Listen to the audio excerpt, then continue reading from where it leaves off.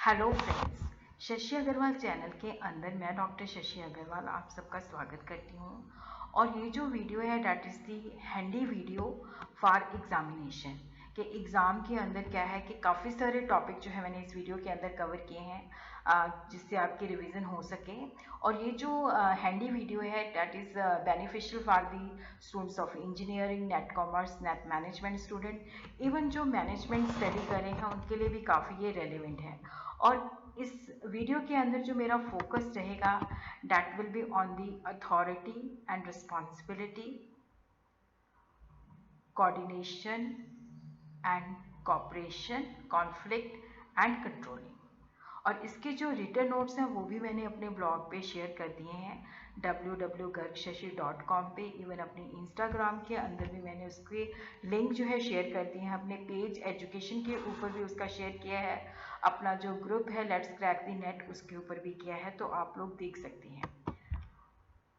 तो सबसे पहले हम देखते हैं कि ऑर्गेनाइजेशन के अंदर देखो फॉर्मल रिलेशन भी होता है, इनफॉर्मल भी होता है। तो ऑर्गेनाइजेशन की स्मूथनेस के लिए क्या होता है कि जैसे फॉर्मल रिलेशन जो है सेटअप किए जाते हैं, डिफरेंट डिपार्टमेंट्स क्रिएट किए जाते हैं, उनके हेड्स बनाए जाते हैं, उनके नीचे काम करते हैं।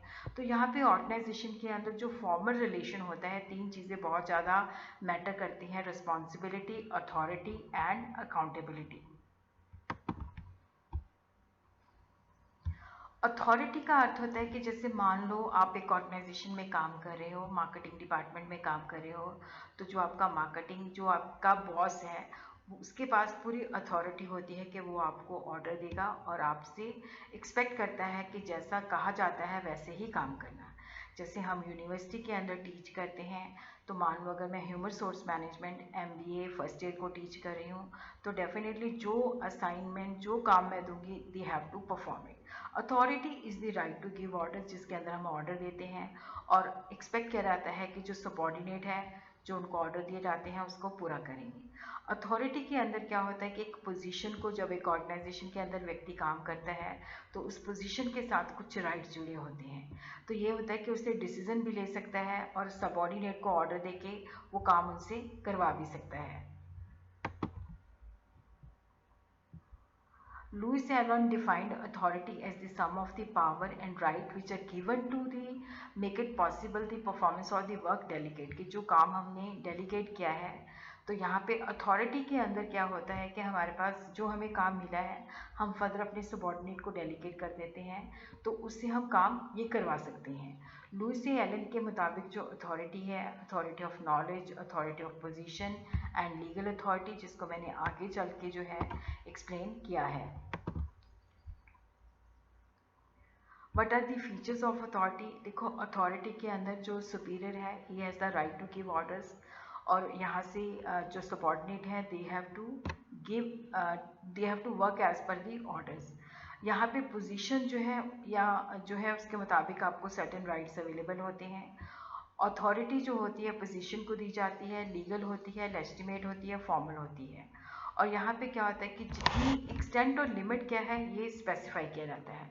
अथॉरिटी जो होती है persuasion, suggestion, conviction and power से डिफरेंट होती है, क्योंकि अथॉरिटी जो है एक पर्टिकुलर पोजीशन को दी जाती है कि वो अपने सबॉर्डिनेट से काम करवा सकता है। और यहाँ पे कंप्लीट जो है जो सबॉर्डिनेट है उसका ओबीडियंस चाहिए कि वो उस काम को वैसे ही परफॉर्म करे। तो what is the purpose of authority? क्योंकि यहाँ पे बेसिकली क्या होता है कि सबॉर्डिनेट के बिहेवियर को इन्फ्लुएंस करने के लिए, ताकि वो सही तरीके से काम को परफॉर्म कर सके और सही टाइम पे उसको कर सके।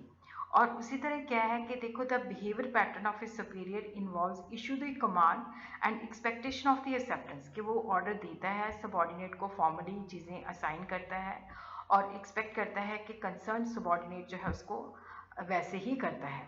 और जो सबॉर्डिनेट है उससे एक्सपेक्ट किया जाता है कि जो कमांड उसको ऑर्डर दिए जाते हैं उसको अपनी इच्छा से फॉलो करे। और उसी तरह क्या है कि देखो जो सबॉर्डिनेट काम नहीं करते उनको पनिशमेंट भी मिल सकती है, और जो आउटस्टैंडिंग परफॉर्मेंस देते हैं उनको रिवॉर्ड भी मिल सकता है। रिस्पॉन्सिबिलिटी, अब हमने अथॉरिटी का क्लियर हो गया। देखो रिस्पॉन्सिबिलिटी जो है that has been defined in different ways. कुछ लोग कहते हैं कि जैसे इंडिविजुअल को हमने ड्यूटी या एक्टिविटी असाइन की है कि इस काम को आपकी जिम्मेवारी है, obligation of an individual to perform activities और duties which are assign to him, कि जो काम हमने उसको असाइन किया गया है उसकी वो रिस्पॉन्सिबिलिटी बनती है कि उस काम को परफॉर्म करे। रिस्पॉन्सिबिलिटी जो है इस वजह से उत्पन्न होती है कि जैसे एक सुपीरियर है, उसके पास अथॉरिटी होती है और उसको दूसरे लोगों के भी क्या है कि असिस्टेंस चाहिए होती है, तो वो दूसरे लोगों को अथॉरिटी डेलीगेट करता है ताकि उस काम को जो है वो एग्जीक्यूट करें। तो उनकी जिम्मेवारी बनती है कि वो इस काम को पूरा करें। वी कुड से कि रिस्पॉन्सिबिलिटी जो है, जिसको काम असाइन किया गया है, उसकी ये ऑब्लिगेशन है, उसका ये दायित्व है कि वो जो काम उसको असाइन किया गया है वो उसको परफॉर्म करे। अब हम देखते हैं कि अथॉरिटी एंड रिस्पॉन्सिबिलिटी। देखो यहाँ पे बेसिकली जो रिस्पॉन्सिबिलिटी है, क्योंकि सुपीरियर जो है सबॉर्डिनेट को ऑर्डर देता है, कोई काम असाइन करता है, तो सबॉर्डिनेट की रिस्पॉन्सिबिलिटी बनती है कि उस काम को एग्जीक्यूट करे। तो रिस्पॉन्सिबिलिटी जो है सुपीरियर और सबॉर्डिनेट के रिलेशन से उत्पन्न होती है। सुपीरियर के पास अथॉरिटी होती है। अथॉरिटी जो होती है that flow from the superior to the subordinate, के देखो जब हम किसी को काम देते हैं तो हम उसको अथॉरिटी भी देते हैं ताकि वो काम कर सके। रिस्पॉन्सिबिलिटी का मतलब होता है कि जो व्यक्ति को काम दिया गया है तो वो उसकी जिम्मेवारी बनती है कि वो उसको पूरा करे। और यहाँ पे जब उसको टास्क डेलीगेट किया जाता है तो उसको अथॉरिटी भी दी जाती है, उसकी रिस्पॉन्सिबिलिटी भी बनती है कि उसको वो एग्जीक्यूट करे।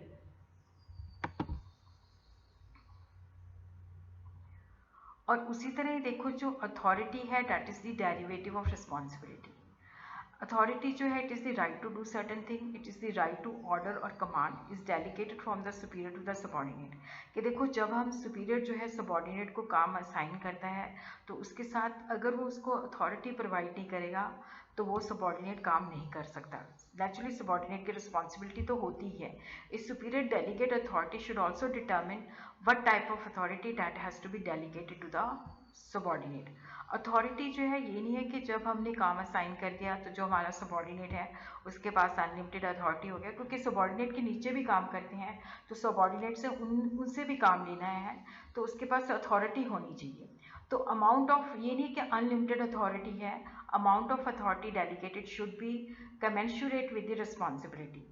जो प्रिंसिपल ऑफ पैरिटी है वो कहता है कि जितनी हमने उसको रिस्पॉन्सिबिलिटी दी है उसके हिसाब से अथॉरिटी जो है उसके साथ मैच करनी चाहिए, इक्वालिटी होनी चाहिए। उसके बाद है अकाउंटेबिलिटी।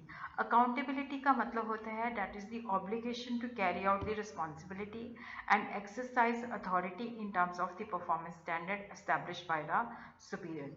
कि जो सुपीरियर ने परफॉर्मेंस स्टैंडर्ड दिए हैं, हमने अपनी रिस्पॉन्सिबिलिटी के साथ काम करना है और जो हमने स्टैंडर्ड दिए गए हैं उसके मुताबिक जो है हमने उसको परफॉर्म करना है। तो अकाउंटेबिलिटी देखो जैसे ए मैनेजर है, उसको कुछ काम असाइन हुए हैं, उसने आगे अपने सबॉर्डिनेट को दे दिया है तो सबॉर्डिनेट की रिस्पॉन्सिबिलिटी बनती है कि उस काम को एग्जीक्यूट करे। और जो मैनेजर होता है अपना जो उसका बॉस होता है उसके अंदर वो अकाउंटेबल होता है कि उसकी ड्यूटी जो होती है पूरी मतलब जो उत्तरदायित्व होता है, अकाउंट जो जवाबदेही होती है वो मैनेजर पे है जिसने आगे डेलीगेट किया है कि वो सही तरीके से काम करें। अब हम देखते हैं कि what are the kinds of authority, rational legal authority, traditional authority, charismatic authority. Rational legal authority जो है that is derive from the rules, regulation, policies, practices and norms. तो यहाँ पे बेसिकली जो है ओबीडियंस जो है कि जैसे एक पर्टिकुलर पोजीशन है उसके पास ये लीगल अथॉरिटी है, वो आपको ऑर्डर दे सकता है। और यहाँ पे जो पोजीशन है वो कॉम्पिटेंसी के बेसिस पे फिल होती है। तो वेबर्स थ्योरी रिकॉग्नाइज करती है कि लीगल अथॉरिटी जो है फॉर्मल ऑर्गेनाइजेशन के अंदर बहुत इंपॉर्टेंट होती है, क्योंकि जो मैनेजर है उसके पास ये अथॉरिटी है कि वो अपने सबॉर्डिनेट्स को जो है काम असाइन कर सकता है। ट्रेडिशनल अथॉरिटी जो है ओबीडियंस, ओबीडियंस का अर्थ होता है कि सबॉर्डिनेट आपका कहना मानते हैं। वो इसलिए मानते हैं क्योंकि बेसिकली ट्रेडिशनल अथॉरिटी कहती है कि obedience is owed to a person because he belong to a certain class और occupies a position traditional recognised as possessing authority such as royal family. कि जैसे रॉयल राजे महाराजों की फैमिली है तो उनके पास ये वो पर्टिकुलर क्लास को बिलोंग करते हैं तो इसके लिए उनका कहना मानना है। तो यहाँ पे जो हम चीज़ों को मानते हैं, जो ऑर्डर हमें दिए जाते हैं कि इस व्यक्ति के पास जो है अथॉरिटी है। अथॉरिटी जो है that is drive from the tradition, ये बेसिकली कॉम्पिटेंस के बेसिस पे नहीं होती। क्रिस्मेटिक अथॉरिटी जो है यहाँ पे ओबीडियंस जो है that is based on the followers believe that the leader has some special or exceptional power, कि उसकी पर्सनालिटी के अंदर ये पावर है तो सबॉर्डिनेट उसको कहना मानता है। और ये बेसिकली रिलीजन एंड पॉलिटिक्स के अंदर होती है, कि जैसे हम पर्टिकुलर जैसे बीजेपी को मानते हैं या कांग्रेस को मानते हैं या आपको मानते हैं, तो उनको अपने अपने लीडर के अंदर क्या है कि वो दिखता है कि ये जैसे आपके लोग जो हैं अरविंद केजरीवाल को मानते हैं कि उनके अंदर उनको लगता है कि पावर है, बीजेपी के लोग नरेंद्र मोदी जी को मानते हैं, तो ये उनके अंदर जो क्रिस्मेटिक जो पावर होती है, स्पेशल काइंड ऑफ, ये अथॉरिटी जो होती है इरेशनल होती है, जैसे बाबू के पीछे लग जाते हैं जो बाबे होते हैं, तो फॉलोअर जो है उनको भी अपने इमोशन की वजह से फॉलो करते हैं। इसको हम डेलीकेट नहीं कह सकते। जब लीडर जो है डिसअपेयर हो जाता है तो ये अथॉरिटी भी ख़त्म हो जाती है। सोर्सेज ऑफ अथॉरिटी जो है formal authority, acceptance theory and the competence theory. Formal authority theory जो है बेसिकली ये जो है टॉप पे होती है, टॉप से नीचे की तरफ जाती है। जैसे शेयर होल्डर जो होते हैं कंपनी के ऑनर होते हैं, और वो मैनेजमेंट जो है बोर्ड ऑफ डायरेक्टर को देते हैं, बोर्ड ऑफ डायरेक्टर जो है चीफ एग्जीक्यूटिव ऑफिसर को देता है, चीफ एग्जीक्यूटिव जो होते हैं डिपार्टमेंटल हेड्स को देते हैं, और इस तरह से मूव ऑन करती है।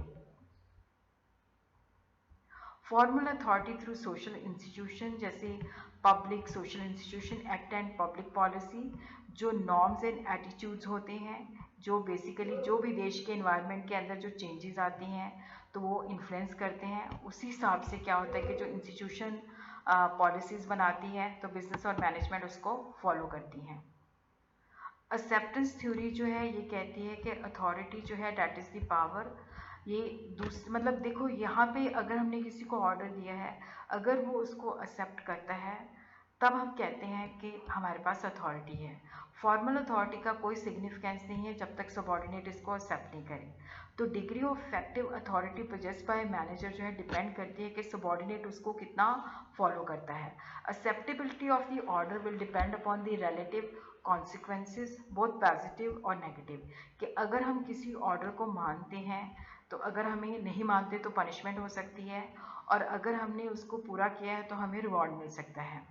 Bernard maintained that a subordinate will accept the order if he understand it will, if he believe it is consistent with the organization objective and compatible with his own interest, कि जो एक subordinate है वो किसी भी order को तभी accept करता है जब उसको लगता है कि ये ऑर्गेनाइजेशन के ऑब्जेक्टिव के साथ मैच करता है और उसके इंटरेस्ट के साथ मैच करता है। जोन ऑफ डिफरेंस जो है, जैसे बर्नार्ड ने कहा कि zone of difference indicate the specific limit that are set by the individual themselves with which they will respond willingly to the exercise of authority over them। तो यहाँ पे Simon ने इसको एरिया ऑफ एक्सेप्टेंस किया कि कितनी हद तक हम उसकी अथॉरिटी को मानेंगे। As a manager is not able to whether his order will be obeyed और disobeyed unless the order is carried out और डिसोबेड। देखो यहाँ पे क्या होता है कि मैनेजर जो है जब वो ऑर्डर देता है तब तक नहीं उसको पता चलेगा जब तक उसके मुताबिक काम होता है या नहीं होता है। और यहाँ पे रिवॉर्ड और पनिशमेंट के ऊपर ज़्यादा स्ट्रेस दिया जाता है। जो एक्सेप्टेंस थ्योरी है इसकी ये लिमिटेशन है कि हमारा ऑर्डर मानेगा कि नहीं मानेगा जब तक वो काम होता है या नहीं होता। और उसी तरह रिवॉर्ड और पनिशमेंट के ऊपर ज़्यादा स्ट्रेस दिया जाता है। जैसे ट्रेड यूनियन है उसका रोल क्या होता है, उसको इग्नोर किया जाता है। और उसी तरह कॉम्पिटेंसी थ्योरी जो है that is drive from the authority जो है पर्सनल कॉम्पिटेंसी के बेस पे है। उर्विक आइडेंटिफाइड कि जो फॉर्मल अथॉरिटी है वो ऑर्गेनाइजेशन प्रोवाइड करती है। हमारे पास जैसे किसी भी व्यक्ति के पास, जैसे मान लो वो टेक्निकल क्वालिफाइड है तो उसके पास टेक्निकल अथॉरिटी होती है, स्पेशल नॉलेज होती है। जैसे हमारा कंप्यूटर ख़राब हो जाता है तो बार बार क्या होता है कि हम जो कंप्यूटर जो हमारे ऑर्गेनाइजेशन के अंदर जो कंप्यूटर इंजीनियर है उसके पास हम जाते हैं उसकी एडवाइस लेने के लिए। और पर्सनल अथॉरिटी जो होती है सीनियरिटी के बेसिस पे या पॉपुलैरिटी के बेसिस पे। Formal authority should be regarded as a basic to managerial job. Acceptance and competency authority जो है that is the product of leadership, वो लीडरशिप क्वालिटी के ऊपर डिपेंड करता है। और उसी तरह ही देखो जो बेसिकली लिमिट्स ऑफ अथॉरिटीज़ हैं, फिजिकल लिमिटेशंस हैं, इकोनॉमिक कंस्ट्रेंट्स हैं, सोशल कंस्ट्रेंट्स हैं, लीगल कंस्ट्रेंट्स हैं, बहुत सारी लिमिट्स होती हैं जिनकी वजह से क्या होता है कि अथॉरिटी जो है ऐसे एग्जीक्यूट नहीं हो पाती। सेकेंड टॉपिक जो है हमारा that is the coordination concept and importance. First we will understand what is the coordination. coordination जो है रैपिड, देखो यहाँ पे क्या है कि जैसे हारमनी होनी चाहिए जब ऑर्गेनाइजेशन के अंदर डिफरेंट एक्टिविटीज़ होती हैं, तो ताकि ऑर्गेनाइजेशन के गोल्स को हम अचीव कर सकें। तो कोऑर्डिनेशन देखो यहाँ पे जैसे एक ऑर्गेनाइजेशन है, ऑर्गेनाइजेशन के अंदर डिफरेंट डिपार्टमेंट्स होते हैं, लेकिन ऑर्गेनाइजेशन एक होती है। ऑर्गेनाइजेशन एक सिस्टम है, वो ऑर्गेनाइजेशन के हिस्से होते हैं, और अगर वो हिस्से आपस में तालमेल बैठाते हैं तभी ऑर्गेनाइजेशन का काम हो सकता है। जैसे यहाँ पे मैं आपको एक एग्जांपल देती हूँ कि देखो यहाँ पे ये प्रोडक्शन डिपार्टमेंट है, ये मार्केटिंग डिपार्टमेंट है, ये फिनांस डिपार्टमेंट है, ये पर्सनल डिपार्टमेंट है। तो इन चारों डिपार्टमेंट की आपस में coordination is very much needed अगर ऑर्गेनाइजेशन ने गोल अचीव करने हैं। जैसे मार्केटिंग डिपार्टमेंट जो है डिमांड फोरकास्टिंग करता है, उसको पता होता है कि इतनी डिमांड एग्जिस्ट करती है। अगर वो प्रोडक्शन डिपार्टमेंट के साथ शेयर नहीं करता या प्रोडक्शन डिपार्टमेंट उसके साथ कोऑर्डिनेट नहीं करता, तो हो सकता है कि प्रोडक्शन डिपार्टमेंट ऐसी चीज़ें बनाए जो मार्केट के अंदर नीडेड नहीं है। और उसी तरह क्या है कि फिनांस डिपार्टमेंट के साथ भी कोऑर्डिनेट करना पड़ता है ताकि वो फंड्स प्रोवाइड कर सकें, और पर्सनल डिपार्टमेंट के साथ भी ताकि वो लोगों को रख सकें। तो चारों डिपार्टमेंट की जो है कोऑर्डिनेशन रिक्वायर होती है ताकि ऑर्गेनाइजेशन के गोल जो है अचीव हो सकें। तो कोऑर्डिनेशन जो है दैट इज़ द एसेंस के मैनेजमेंट का जो निचोड़ है दैट इज़ द कोऑर्डिनेशन, कि हम जब तक ऑर्गेनाइजेशन के अंदर जो लोग काम करते हैं या डिफरेंट एक्टिविटीज़ या डिफरेंट डिपार्टमेंट के अंदर हार्मनी नहीं होती, इंटीग्रेशन नहीं होती, तो ऑर्गेनाइजेशन अपने गोल जो है अचीव नहीं कर सकती।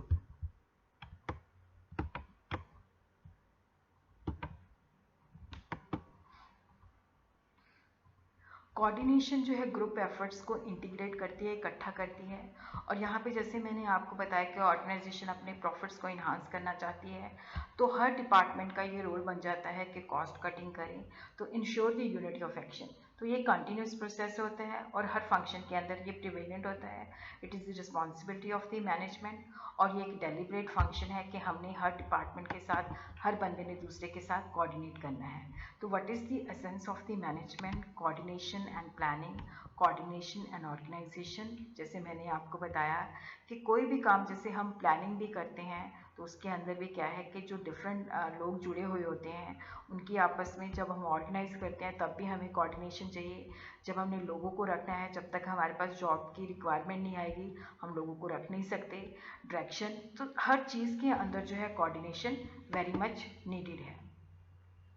कोऑर्डिनेशन जो है डिपेंड करती है कि ऑर्गेनाइजेशन का साइज़ क्या है, क्योंकि छोटे ऑर्गेनाइजेशन के अंदर कोऑर्डिनेशन बहुत आसानी के साथ हो जाती है, बड़ी ऑर्गेनाइजेशन के अंदर कॉम्प्लेक्स होती है। और यहाँ पे फंक्शनल डिफरेंशिएशन के हर एक का फंक्शन दूसरे से डिफरेंट क्या है, तो वहाँ पे कोऑर्डिनेशन की बहुत ज़्यादा ज़रूरत होती है। स्पेशलाइजेशन और जो डिफरेंट प्रोसेस होते हैं वो आपस में एक दूसरे के साथ जुड़े हुए होते हैं। और उसी तरह हम देखते हैं कि what is the relation between the coordination and cooperation. Cooperation जो है that is a part of coordination. Coordination जो है देखो एफर्ट्स हैं जिसके अंदर हम डिफरेंट ग्रुप्स की जो एनर्जी है उसको बेसिकली क्या है कि जोड़ते हैं। कॉपरेशन के अंदर क्या होता है कि बिजनेस के जनरल ऑब्जेक्टिव को अचीव करने के लिए हम कॉपरेट करते हैं। कॉपरेशन का मतलब होता है collective efforts of person working in organisation for the achievement of a particular objective. अब इसका डिफरेंस देखते हैं। देखो जब हम कोऑर्डिनेशन की बात करते हैं तो यहाँ पे जो ग्रुप एफर्ट्स होते हैं वो एक ऑर्डरली अरेंजमेंट होती है, एक ऑर्गेनाइजेशन के ऑब्जेक्टिव के साथ जुड़े होते हैं। कॉपरेशन जो होती है म्यूचुअल हेल्प होती है। कॉपरेशन जो है that is a part of coordination. Coordination जो है ज़्यादा ब्रॉडर है, और कॉपरेशन जो है that is a part of coordination. और इसी तरह ये टॉप मैनेजमेंट के द्वारा जो है परफॉर्म किया जाता है, प्रोसेस सेट किया जाता है, और ये विलिंगली किया जाता है कॉपरेशन जो है। और यहाँ पे जो कोऑर्डिनेशन है that is required by the employees and department at work irrespective of their work. और ये जो कॉपरेशन है वो डिपेंड करता है कि लोग आपस में कितना इमोशनली एक दूसरे को सपोर्ट करते हैं। कोऑर्डिनेशन जो है बेसिकली फॉर्मल इनफॉर्मल दोनों चाहिए होते हैं। कॉपरेशन तभी पॉसिबल होती है जब हमारे दूसरे के साथ इनफॉर्मल रिलेशन होते हैं, कि जैसे ही हमारी उसके साथ बनती थी तो उसने बड़ी जल्दी हमें इन्फॉर्मेशन दी थी। तो ये सेंट्रल अथॉरिटी के द्वारा कोऑर्डिनेशन का जो बीज है बोया जाता है, और that is very much needed. Cooperation जो है लोगों की इच्छा के ऊपर डिपेंड करती है, और यहाँ पे जो वेरियस पीपल्स होते हैं, डिपार्टमेंट्स होते हैं, होल हार्टेड सपोर्ट चाहिए होती है, और कॉपरेशन विदाउट कोऑर्डिनेशन जो है that is useless. Third topic जो है डैट इज हमारा कॉन्फ्लिक्ट मैनेजमेंट। तो first of all we will understand what is the meaning of conflict. Disagreement भी वॉयलेंट भी हो सकता है, subtle form between two person or parties. देखो जो कॉन्फ्लिक्ट है, जो मतभेद है, ये दो पार्टीज के बीच में या दो पर्सन के बीच में हो सकता है, वॉयलेंट भी हो सकता है और सबटल फॉर्म में भी हो सकता है। Conflict as the struggle between incompatible or opposing needs, जिसके अंदर लोगों के जो मतभेद होते हैं, इनकम्पैटिबिलिटी होती है या मतभेद व्यूज होते हैं। तो कॉन्फ्लिक्ट होती है, कई बार हमारे गोल्स एक दूसरे के साथ मैच नहीं करते, वैल्यू सिस्टम मैच नहीं करता, नॉलेज मैच नहीं करती, और ये हमारे बिहेवियर को भी इफेक्ट करता है। सब्सटेंटिव कॉन्फ्लिक्ट जो होते हैं बेसिकली जब हमारे गोल्स के अंदर जो है फंडामेंटल डिफरेंस होता है कि उसको हमने किस तरह से अचीव करना है।